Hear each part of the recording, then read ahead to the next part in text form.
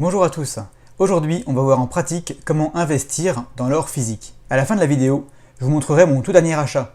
Je voulais le garder pour une vidéo à part, mais j'ai pas pu résister, donc je vous le montrerai aujourd'hui. Allez, un petit like sous la vidéo pour ne pas oublier, et on est parti.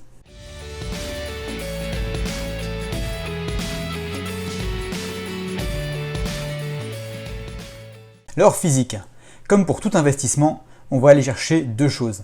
Premièrement, être sûr de ce qu'on achète, et deuxièmement, on va essayer de payer le moins cher possible. En ce qui concerne le prix d'achat, il y a un moyen très simple de comparer différents objets en or entre eux. Ça s'appelle la prime. Pour ceux qui ne sauraient pas ce qu'est la prime, je vous recommande d'aller voir cette vidéo qui aborde le sujet en détail. Pour faire court, la prime désigne la fraction du prix d'achat qui dépasse la valeur de l'or contenu dans l'objet. Plus la prime est basse, mieux c'est. On préférera acheter une pièce ou un lingot à 4% de prime par exemple, qu'un autre qui aura 25% de prime. Attention, une prime trop basse doit vous alerter. Si on vous propose de l'or 20% en dessous du cours, c'est probablement pas de l'or. Il est tout à fait possible de trouver de l'argent en circulation en dessous du cours, mais pour l'or, méfiez-vous vraiment. Alors, sous quelle forme est-ce qu'on va acheter notre or? Le plus important, pour moi, c'est d'avoir un produit reconnaissable, un produit relativement connu. Ça aura deux avantages. Vous pourrez être sûr de ce que vous achetez, puisque vous en avez déjà, que vous connaissez bien, et votre acquéreur aussi, le jour où vous voudrez vendre, saura de quoi vous parlez.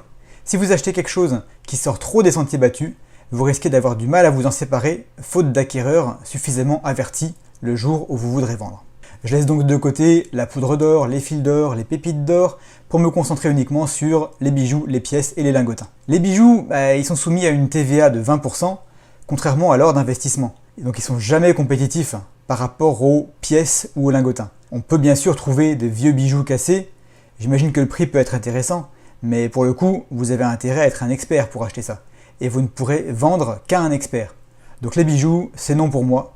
Il nous reste les pièces et les lingots. Je préfère les pièces aux lingots pour deux raisons principales. Premièrement, elles sont généralement plus travaillées que les lingots, et donc plus difficiles à contrefaire. Je n'imagine pas acheter un lingotin à un particulier. Ils sont très souvent sous blister ou sous capsule, ils sont donc impossibles à mesurer ou à peser, on ne peut pas vérifier ce qu'on nous vend. Il existe en plus des dizaines et des dizaines de références de lingotins différentes. Et à moins d'en avoir vu passer beaucoup, ce qui n'est pas mon cas, je les trouve difficiles à reconnaître et difficiles à identifier. Donc, j'achète pas. Bien sûr, si vous achetez chez un professionnel, il n'y aura pas de problème pour un lingotin, il sera authentique. Mais il sera peut-être plus difficile à revendre à un particulier.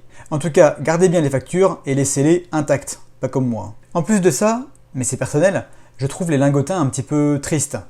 Alors bien sûr, à partir de 100 grammes, le format lingot, il est pratique pour le stockage, et c'est plutôt flatteur en main. Mais si on part du principe qu'on veut un achat fractionnable, à coût de 100 grammes, il faudrait acheter pour 500, 600 grammes d'or en une fois ou deux, et ça, si vous pouvez vous le permettre, je suis super content pour vous, mais c'est pas dans mes moyens du tout.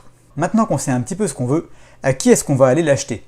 Alors vous avez le choix, soit professionnel, soit particulier. Si vous débutez, il y a beaucoup d'avantages à aller chez un professionnel. Vous êtes tranquille côté contrefaçon, vous avez une facture pour la revente, vous avez le choix et vous pouvez comparer les prix tranquillement. De la même façon, n'espérez pas trouver du volume de manière régulière chez les particuliers. Si vous voulez 2 ou 3 Napoléons, ça peut aller, mais pour acheter plusieurs onces, ça sera à la fois difficile et risqué. Si vous avez des questions, vous pourrez les poser. Vous pourrez être conseillé soit en direct dans votre boutique locale, peut-être pas en ce moment à cause du confinement, ou par mail, par téléphone si vous achetez en ligne. Pour ceux qui ont déjà un petit peu d'expérience, qui connaissent bien au moins une pièce d'or, vous pouvez vous lancer sur Le Bon Coin, sur eBay, mais avec prudence évidemment. Les prix seront parfois moins élevés, j'ai bien dit parfois. Vérifiez, si c'est moins cher chez un pro, vous pourrez négocier. Mais en face de ça, vous risquez de tomber sur des faux. Pour moi, c'est donc circuit professionnel de base, sauf si je connais très bien la pièce ou le vendeur. Ça marche aussi ça. Si vous avez déjà fait plusieurs affaires avec une personne, vous savez que vous pouvez lui faire confiance, c'est tout de suite plus facile. Et maintenant, quelle pièce choisir? Ça c'est beaucoup plus personnel. Je vais vous passer en revue quelques points à garder en tête. Déjà, il y a la pureté. Certaines pièces modernes sont en or pur à 3 ou 4 9, comme les Maple Leaf, les Philharmoniques de Vienne, les Britannia, etc.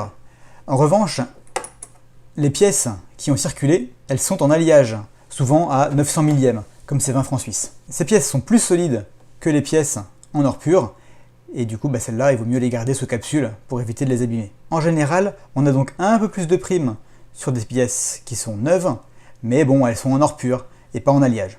À vous de voir. Deuxièmement, la taille. Et là, ça va dépendre de votre budget. Bien souvent, plus on achète gros, moins la prime est élevée.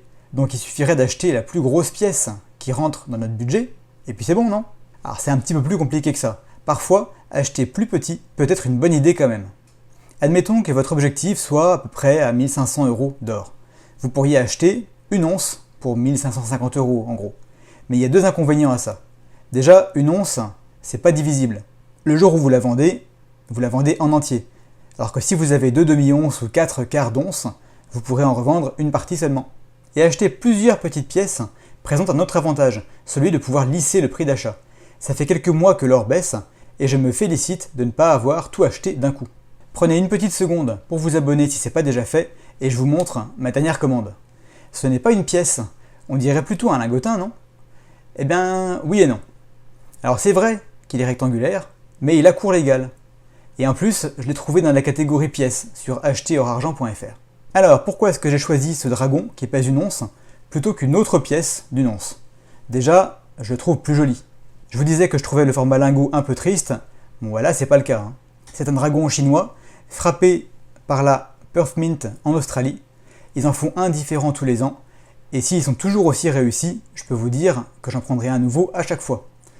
J'aurais pu payer le métal un peu moins cher, mais j'aime bien avoir des choses nouvelles à vous montrer.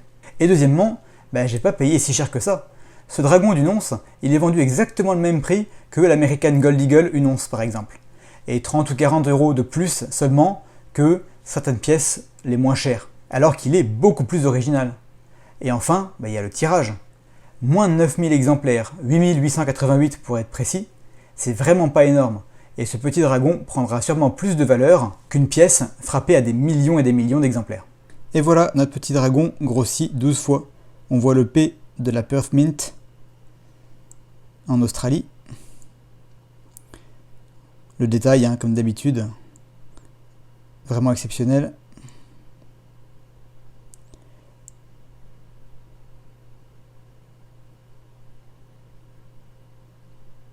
Et de l'autre côté, le travail sur la texture, un petit peu sablé comme ça.